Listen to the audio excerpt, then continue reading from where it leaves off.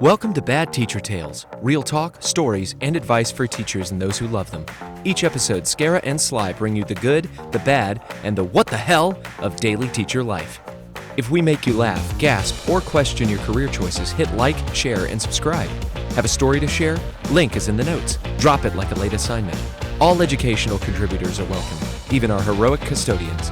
You see everything and know the real dirt, so don't be shy. Send it in. These opinions aren't necessarily those of the hosts or Bad Teacher Tales. Some content may not be suitable for children. I know. Listener discretion advised. Welcome to Bad Teacher Tales. As you listen to this episode, keep in mind that this is a self-produced and edited podcast with no prior knowledge of how podcasts work. I have learned and grown since these earlier episodes. I promise the quality gets better as you move through Season 1 and into Season 2. As an educator, I value the learning process and work to give my students grace as they make mistakes along the way. Please allow us these same considerations while listening to these earlier episodes. Thank you. Welcome to Bad Teacher Tales. As you listen to this episode, keep in mind that this is a self-produced and edited podcast with no prior knowledge of how podcasts work. I have learned and grown since these earlier episodes. I promise the quality gets better as you move through Season 1 and into Season 2. As an educator, I value the learning process and work to give my students grace as they make mistakes along the way. Please allow us these same considerations while listening to these earlier episodes. Thank you. Show my blondness. All the madness. Skara had a great time trying to get onto the Zoom call. It was so great. Yeah, I'm just sitting there like, okay, we said we were going to meet at 2:15. It's like 2:20. Where's this girl? What's going on? Come on. Like, we got children. We got busy lives. Let's get going. Yeah. And then so Stevie texts me and she's like, yeah, I'm in the Zoom. Where are you? And I'm like, I'm in Zoom. And then I look at my computer and I hadn't clicked join. So I'm staring at the, what is it? Like the preview of my camera. So it looks like I'm there because I can see me. But I'm not in the meeting. I'm texting her, asking her questions, and I'm like, what? So who's doing what this time? And she's like, you can just talk to me about it on the Zoom. And I was like, Well, you couldn't. I was just testing you. I was just seeing how long you would take to tell me that I've got things wrong. The answer is never, because I don't think I could ever do that to another person. Well, you are kinder than I am then.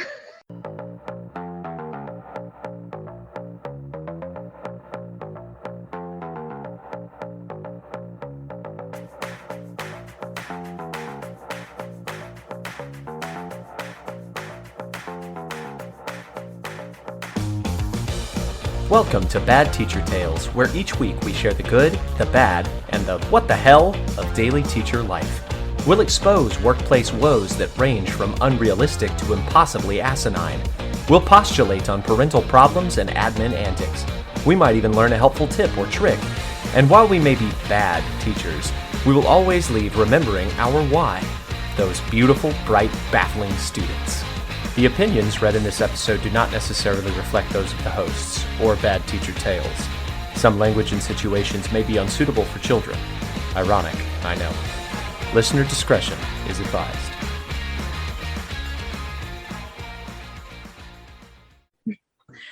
This episode is called But There's a Kid Trying to Kill Me. And this is from a middle school band teacher from Pearland, Texas. Okay. It starts. This is a story that happened in my 4th year of teaching. I graduated university in December of 2017, and I needed a job ASAP. Unlike my other colleagues, I was unable to wait until May or June to begin applying.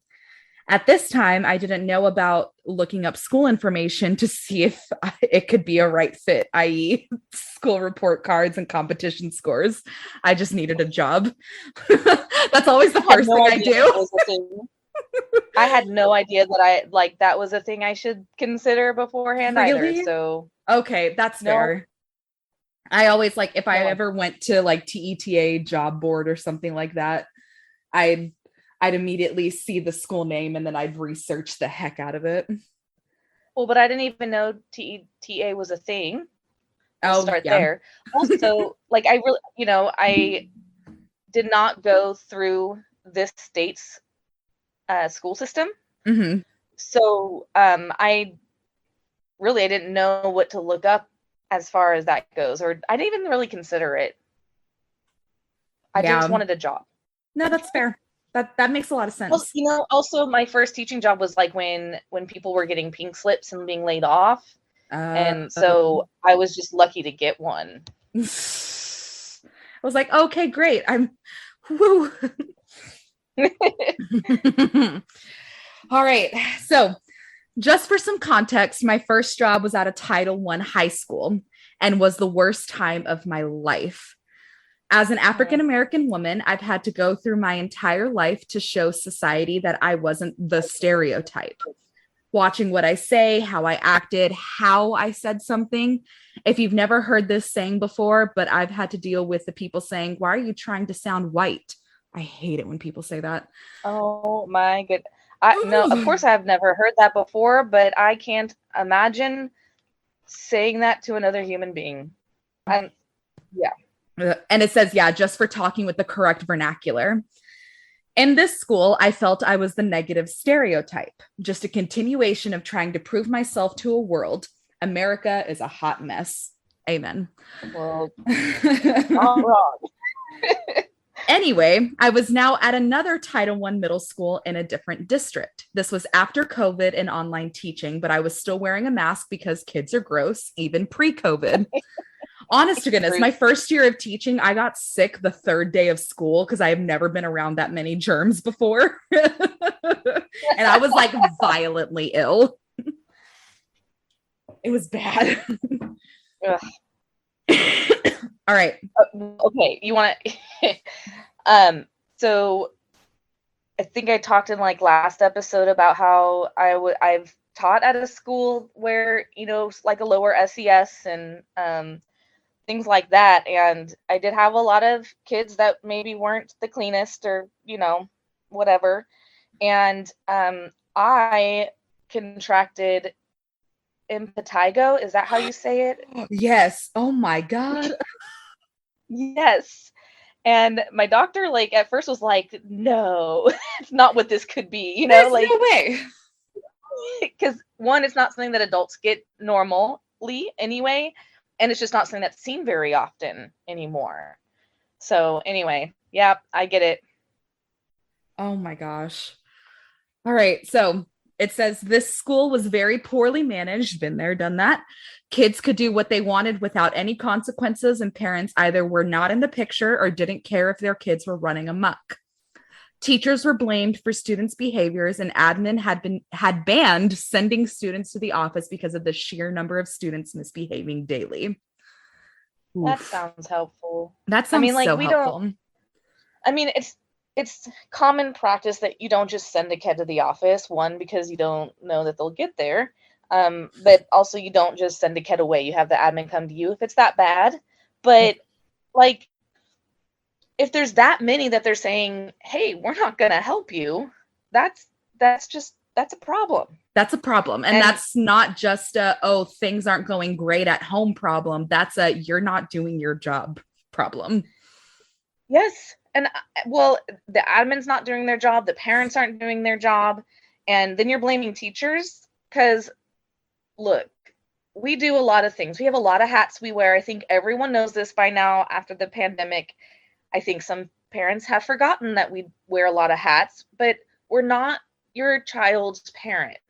We are not the person who needs to teach them proper manners and behaviors, and like there's a right time and a right place for everything, and there's a wrong time and a wrong place for things.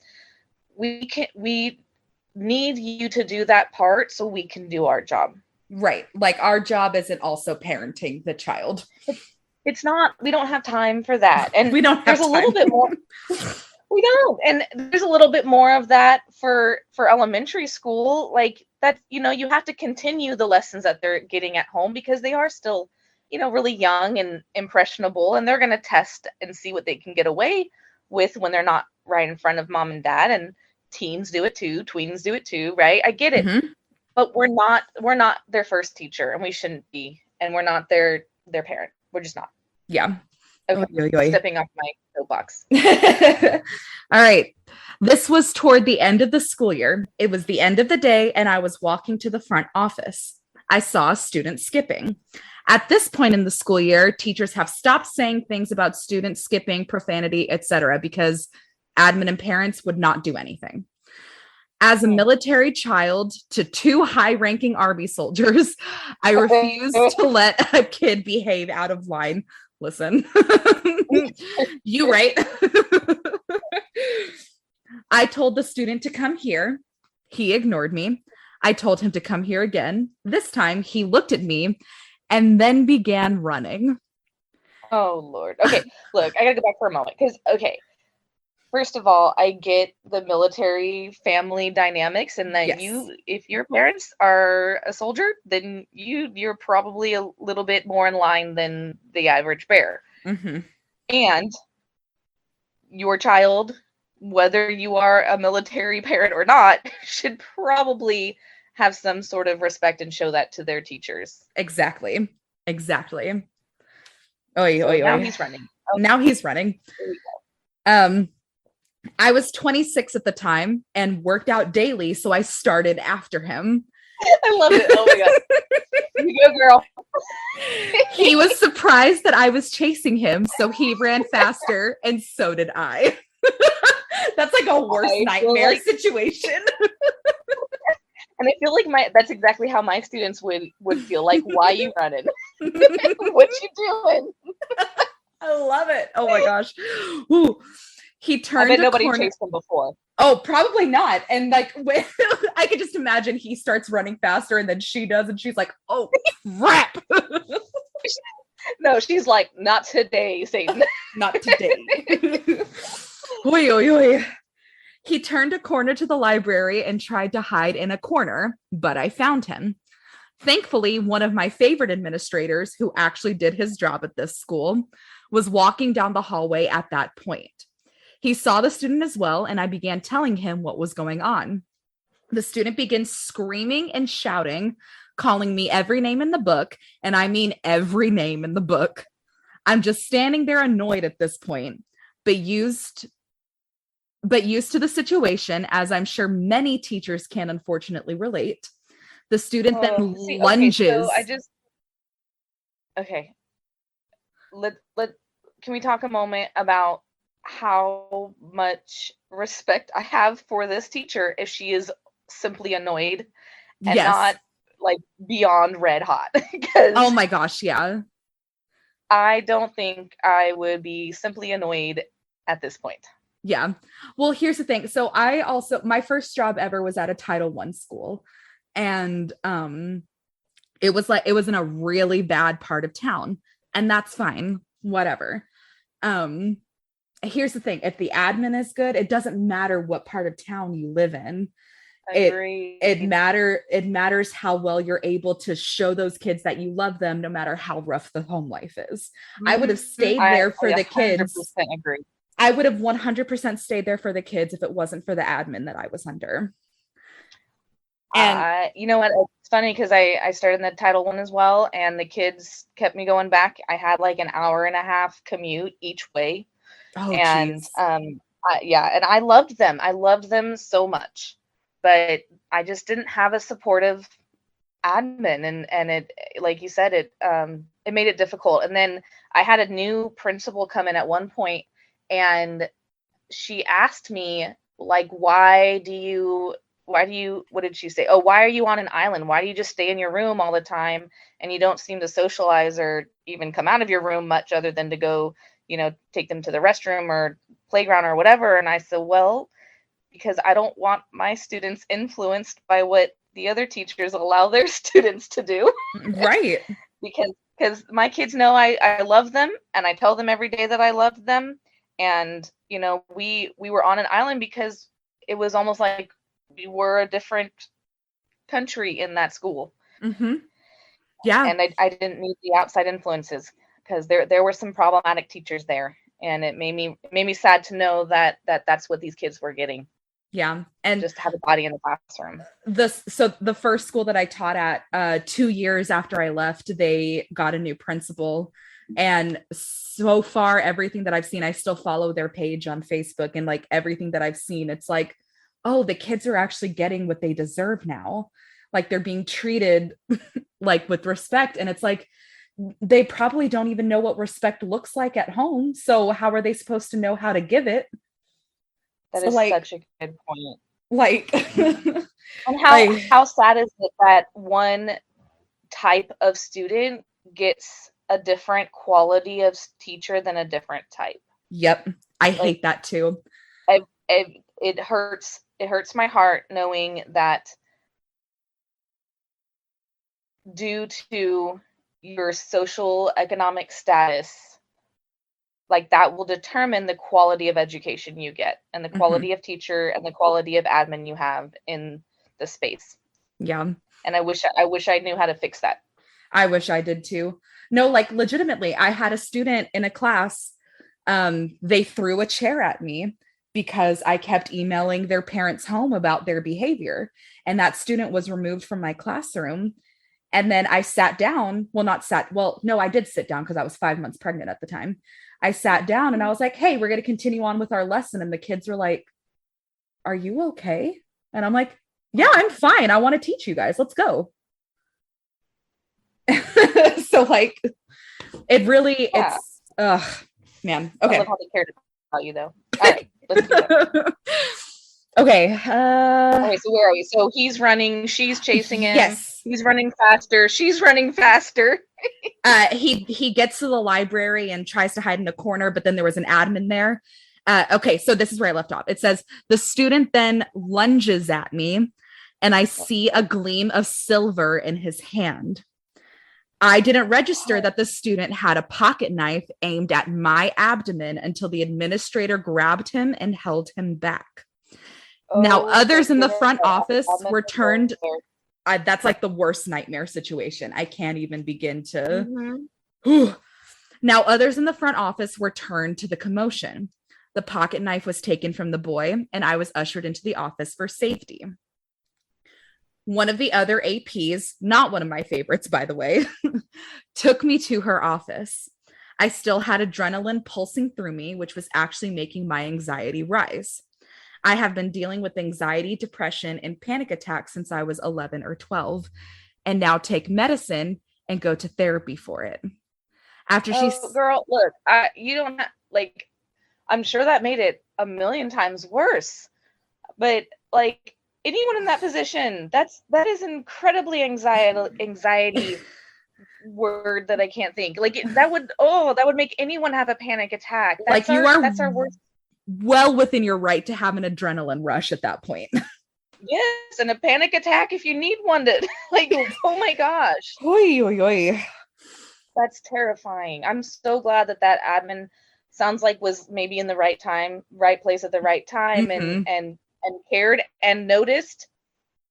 I mean, because these, okay, something that, like, just reading this story, I've, I'm sure you have too, seen fights happen, see them start, and nothing happens slowly. It's like one kid says one thing, another kid says another, a backpack gets thrown, and now they're like already done fighting because they've just spent, they just did their whole thing, and it's like, wait, whoa, what just happened, right? Right. And I can only imagine how quickly that admin had to intervene while she's just trying to assess the situation and doesn't even know that he's coming at her with a knife. Yeah. Oh my gosh. Okay. I'm stressed right now. After she and the school officer took my statement, I told the AP I was going to call my union. She said, "Oh no, don't do that. We don't need to involve them." Okay, I started to interrupt you. I'm sorry, but can we just look, sometimes I need to say things out loud, and can we just say how sad it is that we have to have officers on campuses? Yep. all I gotta say. Okay, moving on. I know. Go back a little bit because I missed it. Oh, you're good. So, after she and the school officer took my statement, I told the AP I was going to call my union. She said, "Oh no, don't do that. We don't need to involve them." I said, yes, you do. "Yeah, exactly. That's like the number one reason you have a union." I said, "But that's why my union is there, right? For things like this." Again, precisely. my anxiety had already risen, so I might not have been thinking straight. No, don't call them. We're taking care of it, she insisted. I still regret my decision, but I didn't call my union and report what had happened. I get it. I understand, because in the moment you're so caught up in all of those feelings and everything. But, oh, okay. No, right, because it's like, okay, so I had this situation happen at a different school that I'm not currently at, and I was being very explicitly sexually harassed by a student. Gross. And yes, and I reported it, I wanted to protect myself. Absolutely nothing happened to me or this kid. And I didn't call the union, and I should have, but I didn't know how to handle myself. And of course, it's that internal struggle when you care about a student, even though the student is doing wrong and creeping you the heck out.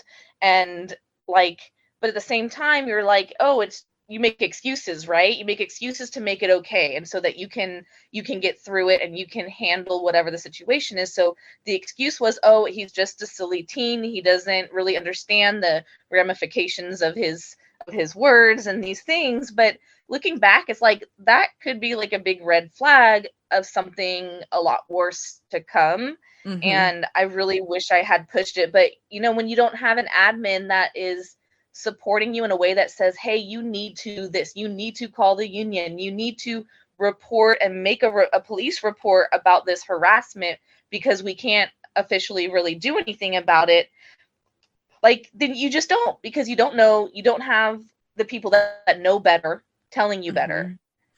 And it is trivial. I had to live with that kid in my room for the rest of the year and look at him every day. Yep. Again, my first year of teaching, I had a student who every time they hugged me was trying to feel me up. Oh. And I reported it to the counselors, and the counselors were like, oh, well, we can call them, we can talk to them, we can say, hey, this is what's appropriate, this was what's not appropriate. And I was like, you know what, I greatly appreciate that. And they did, and it stopped. Look at how simple Was that? The counselors took maybe 20 minutes out of their day, and then everything was great. Have now not totally dreaded that child and that class period every day because of what is coming. Exactly. All right. Real quick, this is a long story, but I think I'm like halfway through. Okay. So 20 minutes passed. I had been texting my boyfriend, who was also a teacher at the school, but he and no one else were allowed to come see me. I understand that, because investigation, the kid is still out there. Get it. There was also about 20 minutes until school was over. I asked when I could go back to the band hall. It was then I learned that the campus cop had lost the boy, and the kid was now wandering around the school. Okay, where was the boy placed in order to be lost? I'm sorry, isn't that the resource officer's job? I mean, I guess because the officer's taking a statement, but why was that boy not placed with somebody? With another AP or something? Oh okay. My gosh. They could see him on the cameras, but no one was going to get him. Eventually, another AP found him, and she radioed back that the kid was looking for me. Oh. That is the worst sentence ever. That's terrifying. Oh, no. The kid then got away again.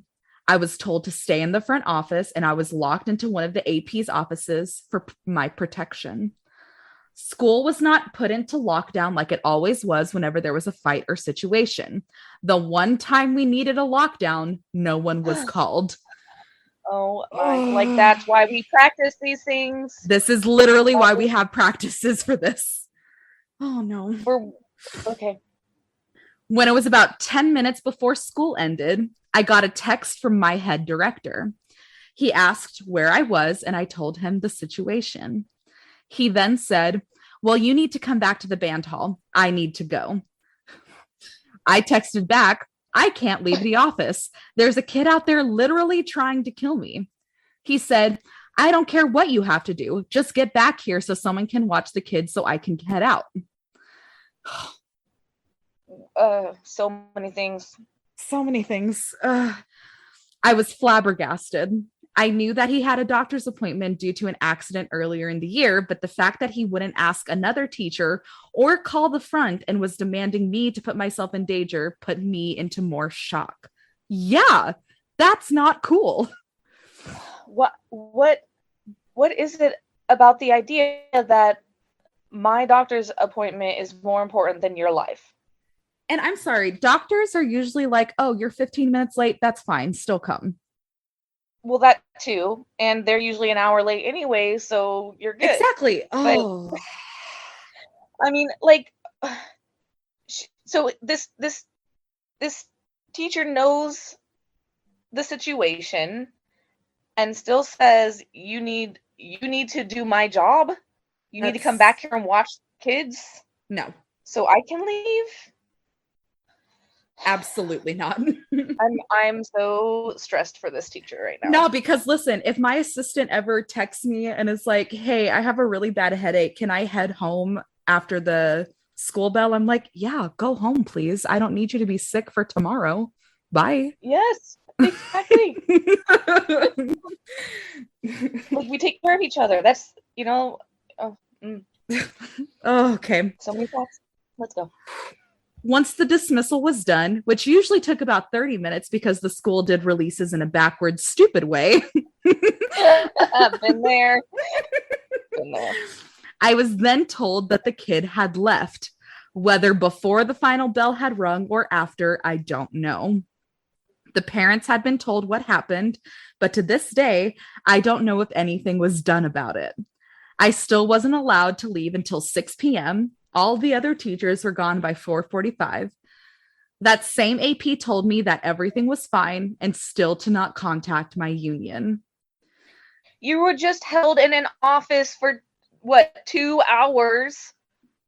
At least. At least. Because a kid is trying to hunt you down and kill you. I'm a little mad at you, teacher, for not calling your union. I know you're probably mad at yourself too, but I'm like mad on your behalf because I'm stressed. See, that would have been really mad at you. I don't like it when people tell me not to do things. So the second this AP would have said, oh, don't call your union, I would have taken out my cell phone, dialed the number, and stared them straight in the face as I made the phone call.